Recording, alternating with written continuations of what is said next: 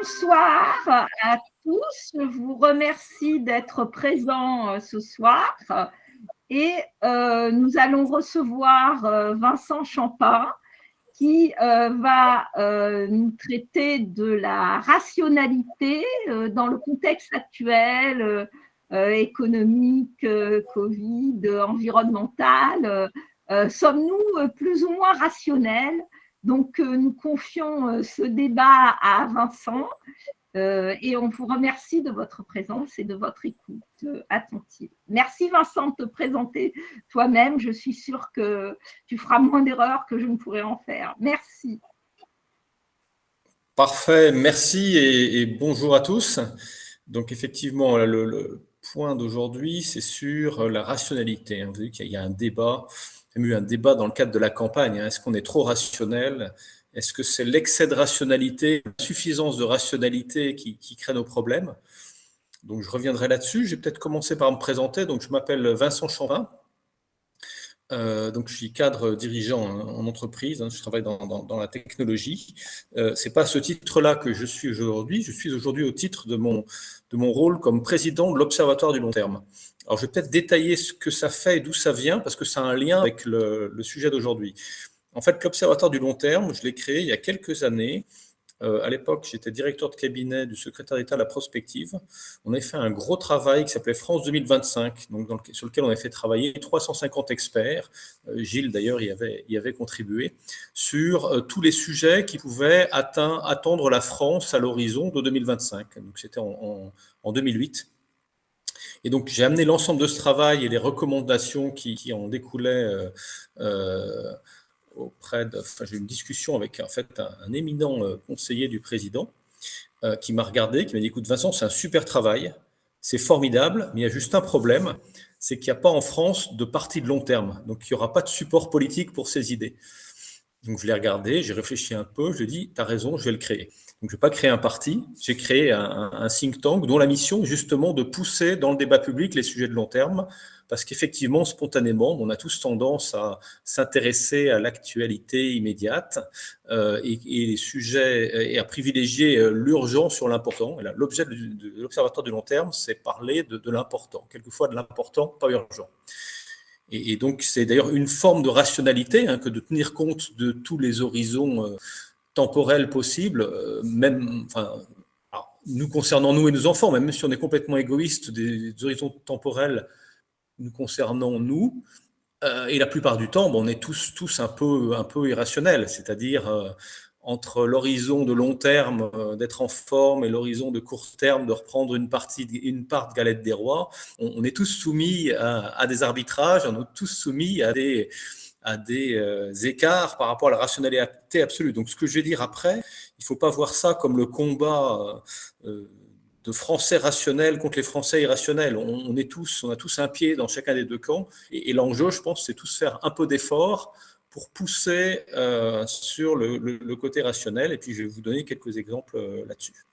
Donc voilà, l'Observatoire du long terme a fait ça. Et donc, dans ce cadre-là, je fais des conférences, des articles sur les quelques heures de livres que j'ai au-delà de ma vie professionnelle, qui est par ailleurs bien remplie. Alors, ce dont je vais vous parler aujourd'hui, en fait, c'est issu d'un article que j'avais publié dans Les Échos qui venait en fait d'un propos qui avait été tenu par une candidate, une candidate à la candidature, qui n'a pas été candidate, en l'occurrence une élue écologiste, qui avait exprimé le fait que finalement, on souffrait d'avoir trop d'ingénieurs, de faire trop de calculs, et que c'est l'excès de rationalité qui posait des problèmes. Alors bon, il se trouve que moi-même, je suis plutôt l'objectif inverse, et je me suis dit, le point de vue est intéressant, est-ce que ça tient? Alors, du coup, dans l'analyse, il y avait trois éléments. D'abord, on peut prendre, par exemple, prenons le domaine sanitaire. Bon, dans le domaine sanitaire, on est dans la crise Covid. Alors, c'est vrai que c'est une crise très compliquée. Alors, pour info, et pour ceux que ça intéresse, vous retrouverez ça à la documentation française, dans France 2025, dans la page santé, on avait anticipé le risque d'une pandémie mondiale qui pourrait coûter plus de 5 points du PIB et qui bloquerait l'économie. Et la réponse à ce risque, qui est signalé dans le rapport, c'était d'investir plus dans la prévention et plus dans l'anticipation pour notre système de santé. Donc la première remarque, c'est qu'évidemment, c'est très difficile d'anticiper une crise comme ça. En revanche, il est possible de savoir qu'elle peut arriver et il est possible de voir les faiblesses de notre système. D'ailleurs, ce travail avait été fait. Vous allez sur France 2025 à la documentation française, vous regardez la page santé et vous verrez que ce risque était, il y a 2 pages extrêmement claires avec la courbe qui précise ce risque. Donc le premier point, est-ce que c'était impossible de prévoir? Donc est-ce que l'effort de travail et de rationalité qui est de prévoir, d'anticiper était inutile parce que des choses comme ça nous arrivent? En l'occurrence, non. Voilà. Et donc il y a certaines personnes qui avaient dit que ça peut arriver. C'était arrivé pour la grippe espagnole et ça, très probablement, alors on ne sait jamais quand, ça allait revenir. Donc le deuxième sujet, c'est dans la gestion de la crise, est-ce qu'on a un excès ou un défaut de rationalité? Alors, bon, ça, chacun peut se faire son opinion sur est-ce qu'il faut vacciner ou pas, qu'est-ce qui aurait pu être fait différemment, mais si on regarde les faits, on a quand même eu des choses assez extraordinaires dans la réaction. Alors je vais prendre un exemple de non-rationalité, je pense qu'on est tous dans le même cas de figure. Quand on voit qu'il commence à y avoir des problèmes en février et en mars, quand on voit que l'Italie ferme tout, je pense qu'on a tous eu le même réflexe. En tout cas, moi, c'est celui que j'ai eu à l'époque, à dire, bon, ouais, c'est quand même l'Italie, ça c'est quand même des trucs, on ferait pas ça chez nous, on a quand même un système de santé. Et donc là, c'est pas une rationalité. La rationalité serait de se dire pourquoi ils l'ont fait, qu'est-ce qui se passe, et là on s'inquiétait.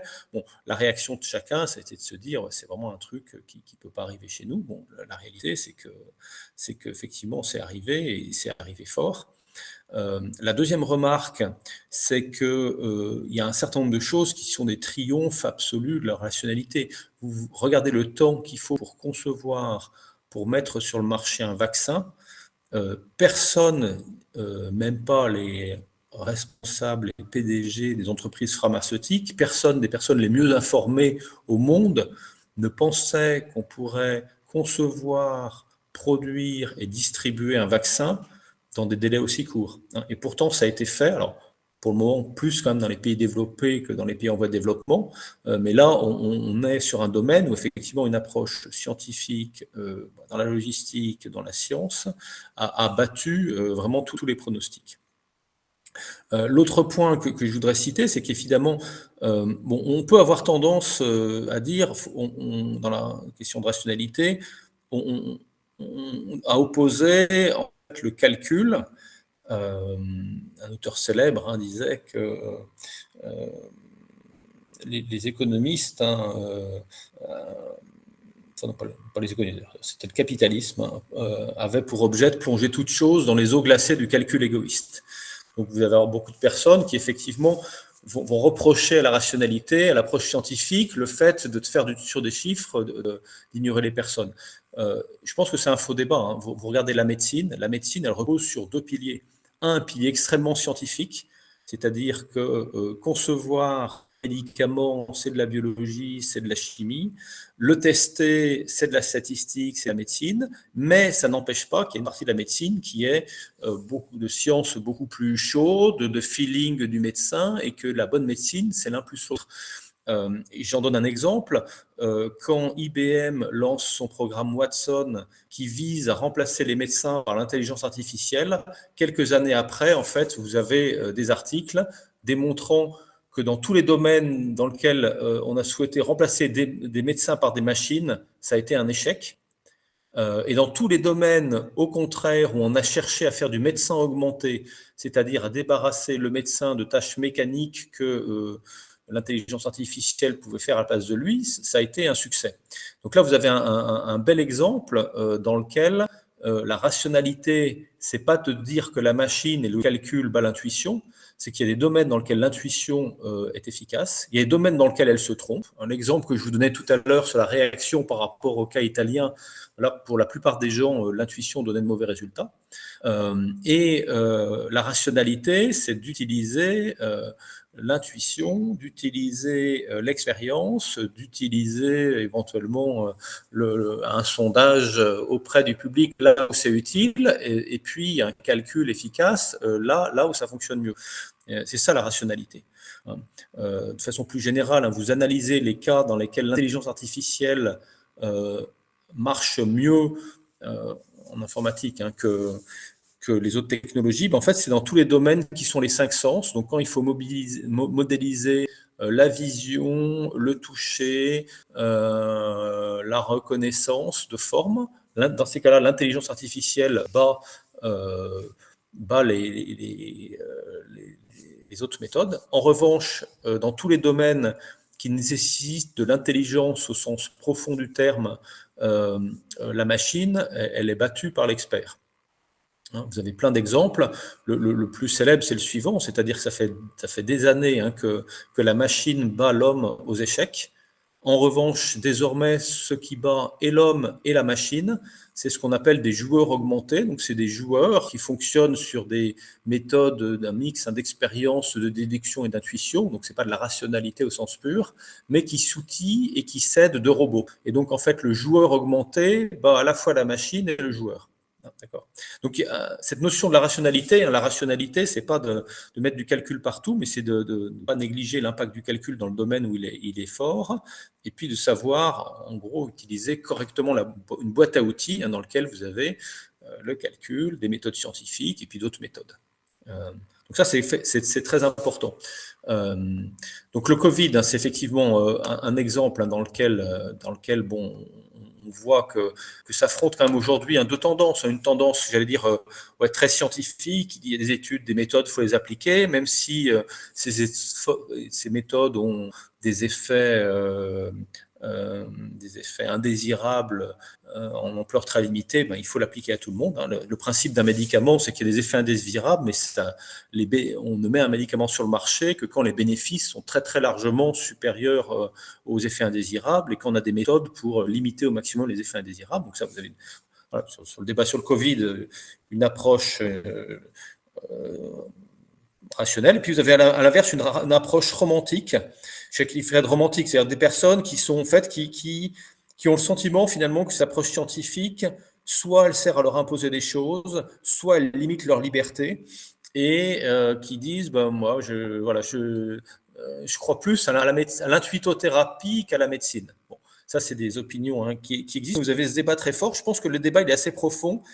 Alors il traduit quelque chose aujourd'hui, une époque dans laquelle finalement on n'est plus dans les 30 glorieuses. Donc dans les 30 glorieuses, la rationalité, la science, le progrès amènent des bénéfices forts. On est dans une époque un peu plus compliquée, où le pouvoir d'achat progresse un peu moins, où beaucoup de personnes, malgré les progrès scientifiques, voient leurs conditions de vie sont difficiles et du coup ont plus la même croyance dans le progrès, la science et la rationalité, ont le sentiment que quelquefois la rationalité c'est un nuage de fumée qui sert à leur imposer des vues d'une élite qui ne tient pas compte de leurs problèmes. Donc là-dedans, vous avez un mélange de complotistes, un mélange de personnes qui, sur certains points, ont peut-être pas tort, mais évidemment pas sur le diagnostic d'ensemble, et puis des personnes mal informées. Mais vous avez aujourd'hui, de façon très forte, et je pense d'une façon qui est assez quand même inédite, si on regarde par rapport aux décennies précédentes, vraiment d'opposition de ces deux mouvements. Donc ça, c'est évidemment dangereux. Parce que les grands problèmes de l'époque, j'ai cité le Covid, je citerai le changement climatique et je citerai également les questions d'ajustement sur les finances publiques. Malheureusement, ça va être difficile à gérer par des approches purement romantiques et si on se prive du fait d'une certaine forme d'efficacité, on aura un problème. À l'inverse, il y a quand même un vrai sujet. Cette opposition, on peut l'avoir de deux façons. On pourrait la traiter par le mépris en disant voilà, il y a des gens qui ne croient pas à la science, c'est des fous, des machins, il faut les pointer du doigt, les enfermer. Bon, oui, on peut toujours faire comme ça, mais je pense que c'est pas. Si on veut avoir une vision qui unifie un peuple, on ne peut pas avoir une explication qui considère qu'il y a une partie qui sont des idiots. Il faut fixer des règles, ne jamais accepter l'inacceptable. enfin, s'il y a des personnes qui souffrent et dont la souffrance les amène dans des voies qui sont mauvaises, il faut plutôt essayer de leur expliquer, de comprendre d'où ça vient, de les ramener sur la voie, et puis d'en récupérer au moins 90%. Après, vous aurez toujours 1% ou 1 pour 1000 d'illuminés. Donc là, il y a un vrai sujet, et je pense que de ce côté-là, hein, bon, il y a des déterminants économiques et sociaux, je vous ai dit, qui poussent dans le mauvais sens.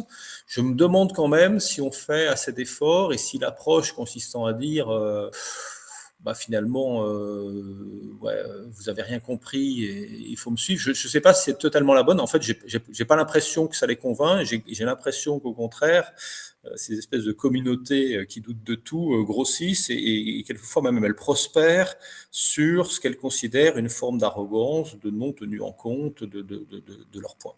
Voilà. Bon, à titre personnel, je ne suis pas du tout d'accord avec leur position. Je pense que c'est pas la bonne, mais je pense que l'enjeu social, c'est évident de réunir, de les ramener, et je ne sais pas si là-dessus, en fait, on a autant d'efforts. Quand vous voyez les efforts mis dans l'éducation sur les sciences exactes, les débats sur le niveau en maths, les débats sur la culture scientifique générale, j'ai plutôt l'impression qu'on a un peu baissé la garde et que peut-être indirectement, on récolte les fruits de cette baisse de garde, plutôt de se dire, voilà, on a surinvesti là-dessus et il y a une partie de la population complètement folle qui ignore complètement ce qui se passe. Bon. Alors, je pense qu'on pourra en parler dans les débats. Hein. Je pense que si vous avez, je vois qu'il y a déjà quelques questions, je peux y répondre. Oui, tout à fait d'accord, hein, ce qui dit un des membres. La rationalité sans la transparence du raisonnement est suspecte de romantisme ou d'occultisme. C'est tout à fait vrai. Et quand je parlais de France 2025, alors la raison pour laquelle on l'avait lancé à l'époque, on voulait justement être très très clair sur les problèmes, les enjeux de la France, en disant si les gens comprennent les enjeux, si ça leur est expliqué clairement, si on leur donne l'information, le débat sur les solutions pourra être beaucoup plus transparent et ouvert. Alors que s'ils n'ont pas compris pourquoi on faisait, qu'on leur présente des plans, le premier réflexe, c'est de dire, mais attendez, pourquoi vous voulez changer les choses? Je ne comprends pas. Donc, je suis complètement d'accord et c'est un des sujets.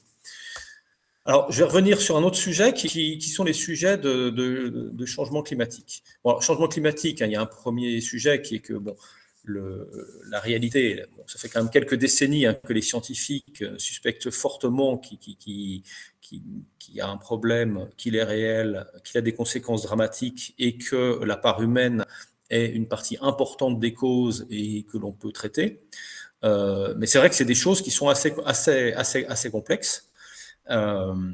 Donc il y a une première partie qui est effectivement l'accès au débat et la méthode finalement qui a été faite de créer un consensus mondial, de montrer qu'il y a un consensus où 95% plus des scientifiques sont d'accord sur les faits et de mettre tout ça en transparence, c'est quand même une démarche très intéressante et qui a été faite au niveau mondial. Après, le sujet qui est devant nous, en fait, c'est la rationalité sur la façon dont on va le traiter et là, je pense qu'on est beaucoup moins avancé. Pourquoi ? Parce que je pense qu'aujourd'hui, la transparence sur le coût du changement climatique et le surcoût de faire ce changement climatique d'une façon qui n'est pas optimale est pas complètement transparente. Et je vais donner un exemple.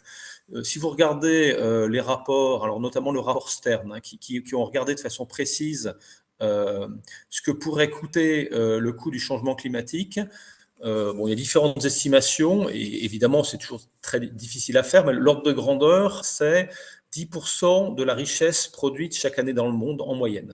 Donc, il va falloir qu'on alloue 10% de cette richesse pour limiter les effets du changement climatique et stabiliser la hausse des températures. Alors, certainement pas à plus 1,5 degré, parce que là, la quantité de gaz à effet de serre qui est dans l'atmosphère est telle que c'est maintenant peu réaliste, mais peut-être 2 ou 2,5.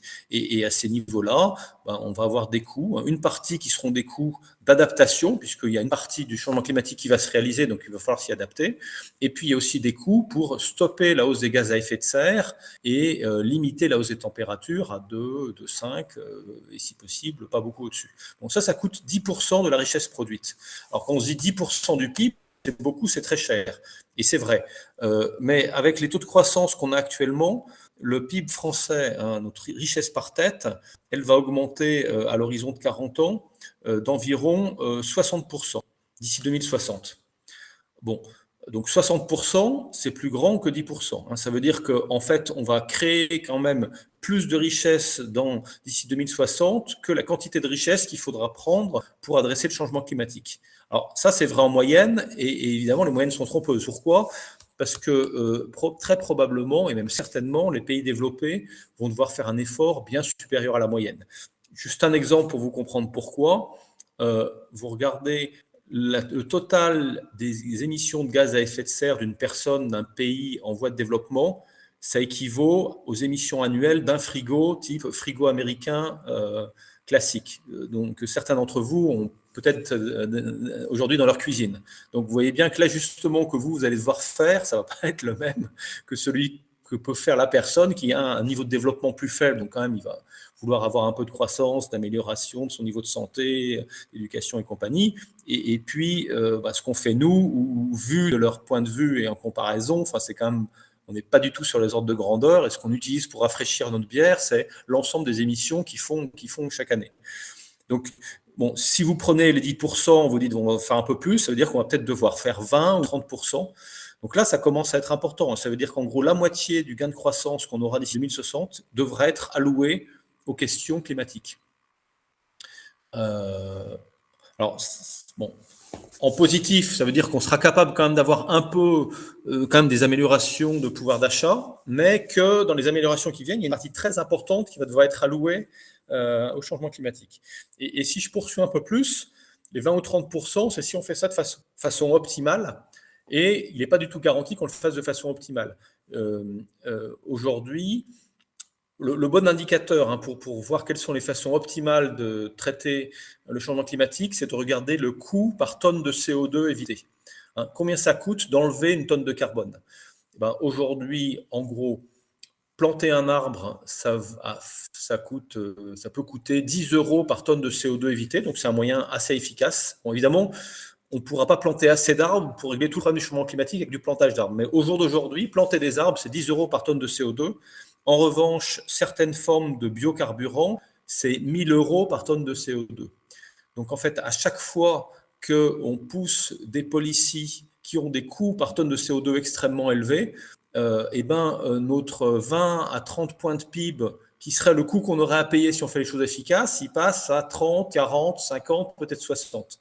Donc là, il y a un enjeu de rationalité qui est extrêmement fort et que je pense que personne n'a complètement en visibilité, c'est qu'à chaque fois qu'on fait des choses qui ne sont pas efficaces, on va rendre l'ajustement extrêmement difficile. Et des choses pas efficaces, ça peut être, par exemple, des normes de construction qui vont limiter les gaz à effet de serre, mais qui n'ont pas le coût par tonne de CO2 évité le plus efficace.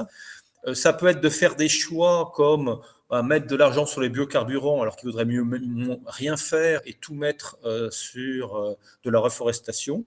Et ce type d'irrationalité, on est en plein dedans. C'est-à-dire que les programmes qui se décident, qui se mettent en place aujourd'hui, elles contiennent typiquement ce genre de rationalité. Je vais donner un autre exemple. Il y a un rapport qui vient de sortir par RTE sur le coût du mix électrique à long terme. Ce rapport montre que entre un scénario avec nucléaire et sans nucléaire, vous prenez une augmentation qui peut être de l'ordre de 50% de surcoût. Bon, alors, là encore, on peut dire on y va, on n'y va pas, mais si vous faites plus 50% sur certains éléments, rappelez-vous, mon 20 ou 30 points de PIB de coût, il passe avec plus 50%, le 30, il passe à 45. 45, ça veut dire vous avez presque mangé toute la hausse de pouvoir d'achat. Sachant qu'à côté, cette hausse de pouvoir d'achat, il y a d'autres choses qui vont l'absorber. Par exemple, la hausse de la qualité de vie ou la hausse de la qualité des soins, elle va consommer du pouvoir d'achat. Sur les dernières décennies, on a divisé par 2 la mortalité du cancer du sein ou du cancer de la prostate. Donc ça, c'est lié, ça va avec des thérapies qui ont un coût élevé, qui consomment une partie de ce gain de PIB par tête. Si vous avez tout consommé parce que vous avez fait de mauvais choix sur la partie changement climatique, les questions qui sont des questions d'amélioration, de traiter des maladies, traiter le cancer, d'éviter la mortalité, vous allez avoir des limites à les rendre soutenables. Donc là, on a un sujet de rationalité. Alors, ce sujet-là, on ne l'entend pas trop. C'est-à-dire qu'il y a beaucoup de débats sur la rationalité par rapport à l'acceptation ou non du changement climatique. Il y a un débat qui est pratiquement aussi important sur l'efficacité des moyens pour le changement climatique. Et moi, ma position, c'est qu'on n'a pas vraiment les moyens d'être inefficace, compte tenu du coût que ça va avoir. Donc ça, c'est des sujets qui montent, mais qui ne sont pas forcément complètement identifiés. Alors, je regarde s'il y a quelques questions. Non, pas à ce stade, des remarques. Je vais peut-être citer un dernier exemple, hein, qui est des exemples en termes d'économie et de finances publiques.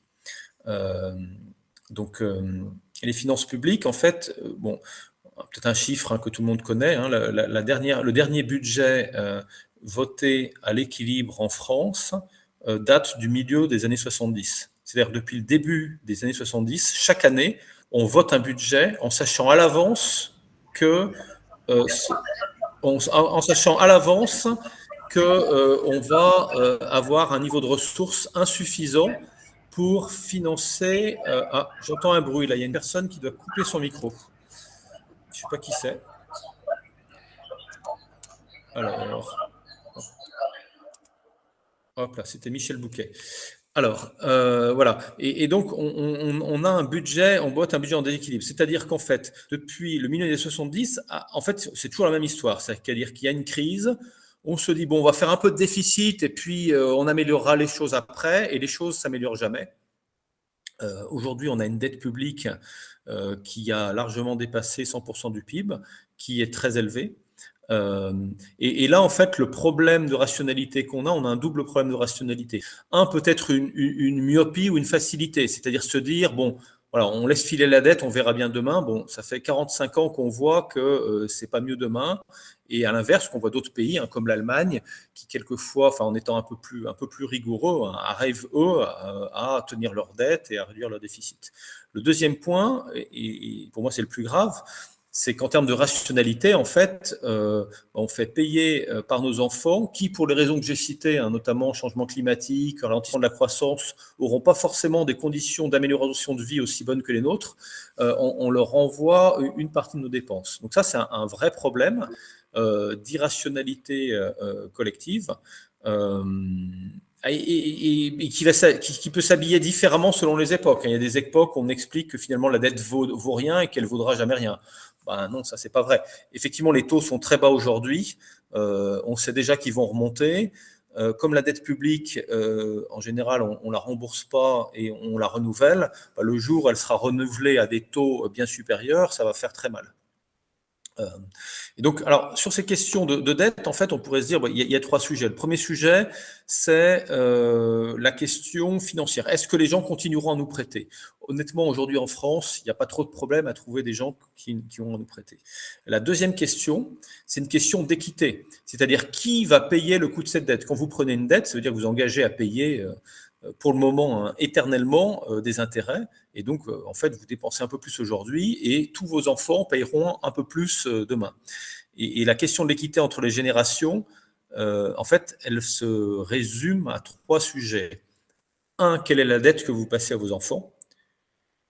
Deux, quel est l'actif net que vous passez à vos enfants? Nos enfants, on va leur passer la Tour Eiffel, l'Arc de Triomphe, un certain nombre de choses, des brevets. Et trois, est-ce qu'il y a des charges non financières que vous passez à vos enfants? Bon, alors la dette qu'on passe à nos enfants, elle augmente.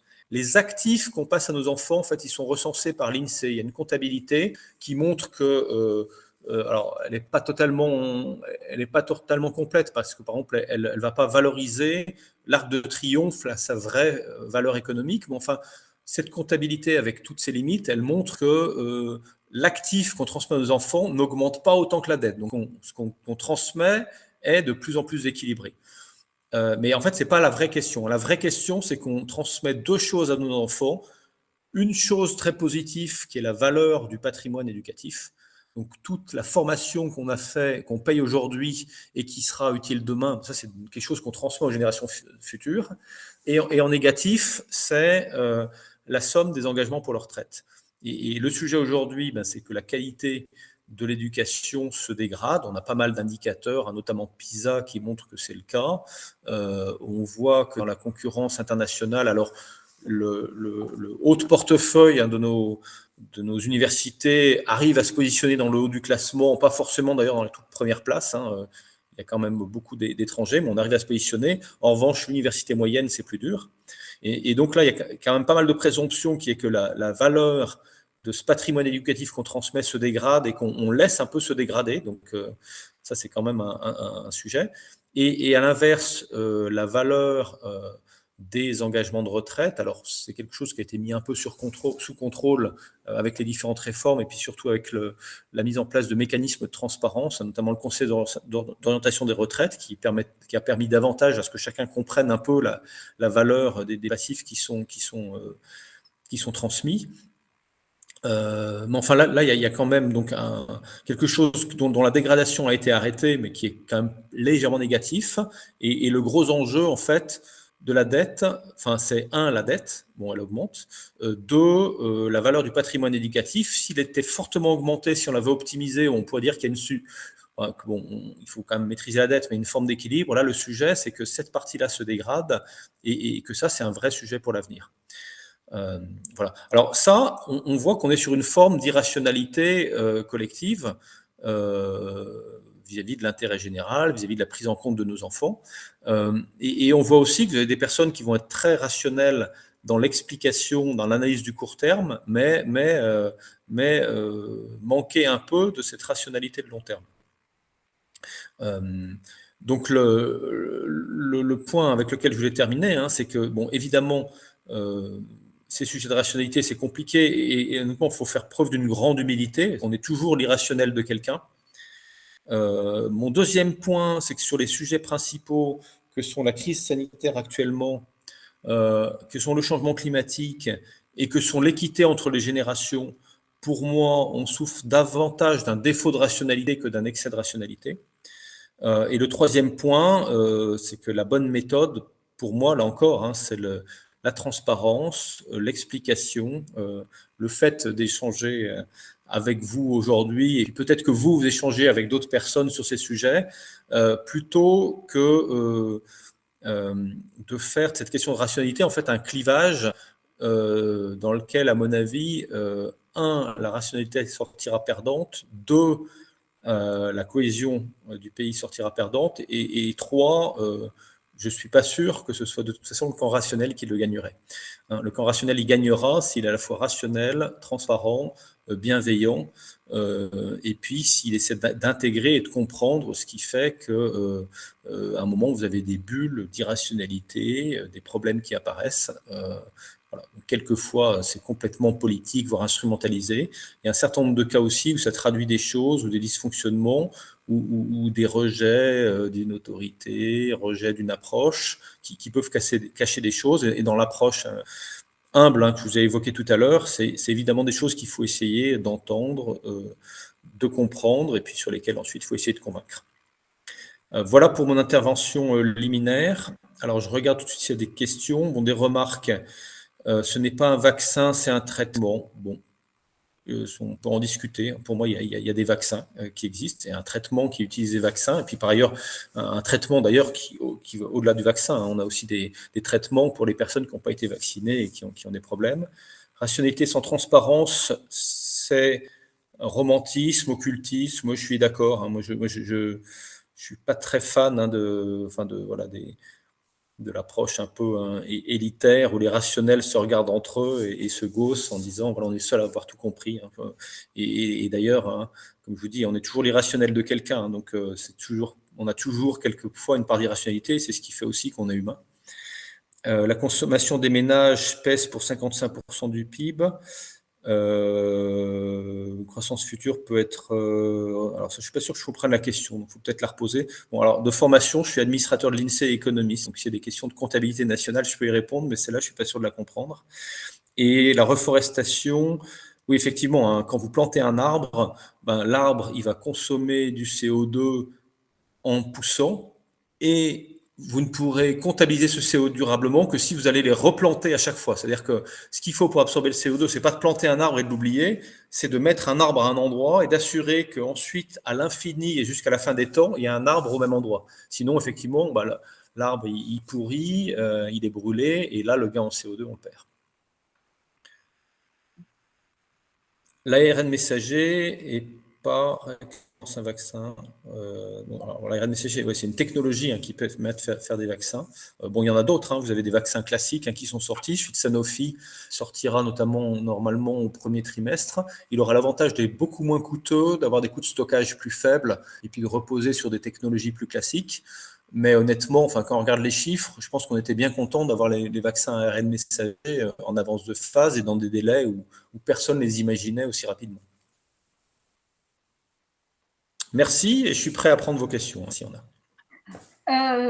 Merci Vincent Champin de ton intervention.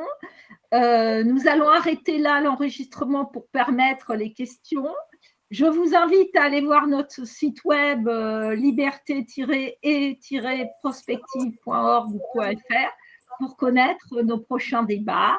Et bonne année à tous, puisque nous sommes en janvier 2022, et je souhaite une bonne santé à chacun. Alors, tant qu'on est à la page publicité, moi je vous invite